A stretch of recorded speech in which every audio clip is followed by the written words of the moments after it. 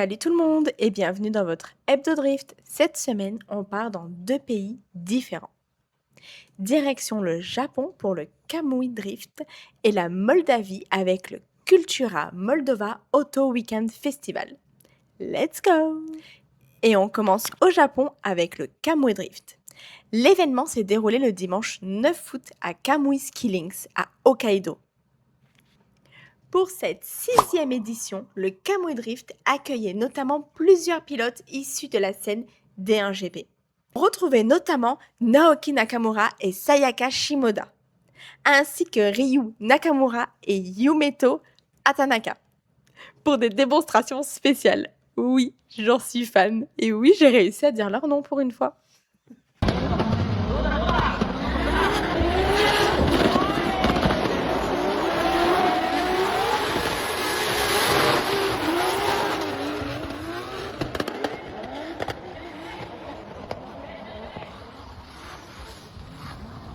L'événement proposait également une démonstration réunissant les meilleurs pilotes du D1 Next Série Hokkaido, venus de différentes régions du Japon.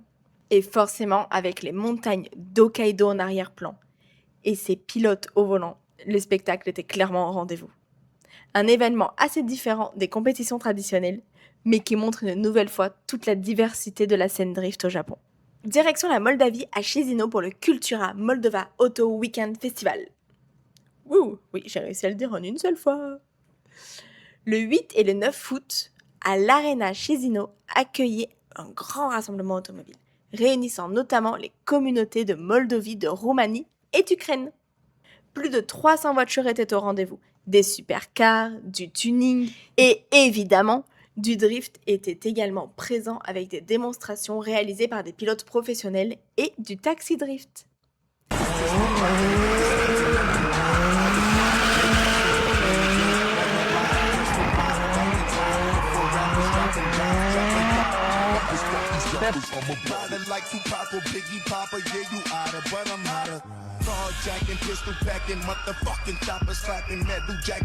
Un événement qui mélange donc exposition auto, culture, spectacle et drift. Et avant de conclure, un petit point côté CFD. Oui, petit retour en France. Avec Damien Fréchet et Kevin Jouzou. Après leur gros accident à Luby qui avait lourdement endommagé leur voiture, les deux pilotes nous montrent cette semaine l'avancée de leur reconstruction. Les voitures reprennent progressivement vie en espérant les voir sur la prochaine manche du CFD qui sera calmant. Oui, j'ai hâte, j'ai très très hâte. On peut suivre l'évolution sur leurs réseaux sociaux, alors surtout n'hésitez pas à aller voir ça. Ça vaut le coup d'œil. Et nous, on espère du fond du cœur les revoir sur la manche de Calmont.